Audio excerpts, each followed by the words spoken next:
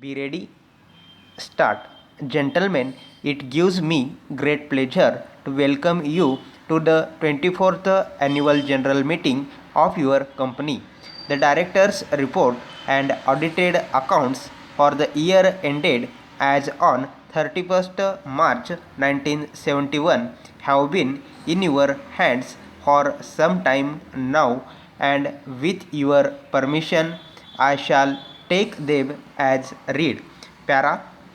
The profit and loss account for the year under review shows net loss of rupees 52 lakhs. In my speech to you at the annual general meeting last year, I had mentioned that the use of imported pulp was not economic owing to its high cost, and as such your directors had decided to limit the production to the availability of pulp from our exciting plants. I may mention that the discontinuation of the use of imported pulp has resulted in substantial savings as shown by the drop in the loss during the year.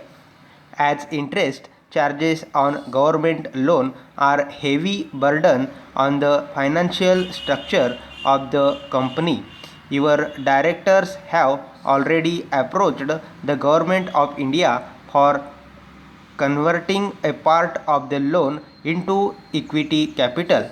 Para. The selling price of paper to the press remained unchanged during the year under review.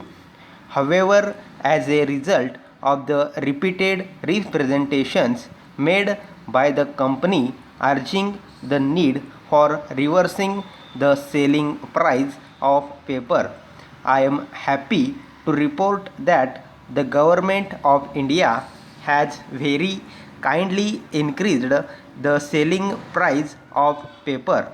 Para. On behalf of the shareholders and the board, I wish to thank all the workers and staff for the hard work put in by them in maintaining the high standards of performance of the company. Your board of directors appreciates that the shareholders have had to go without dividends for the second year in succession. I would request you on their behalf to bear with us for some more time, as we have undertaken a large expansion program requiring a heavy investment, and I have no doubt that very soon we would have passed a difficult phase and a brighter future will emerge. Para. Finally, I wish to express my deep gratitude to my colleagues on the board for all the support, advice, and guidance they have readily extended to me. My thanks are also due to the Government of India, the state government, the shareholders, and our esteemed customers for their guidance, encouragement, and continued support.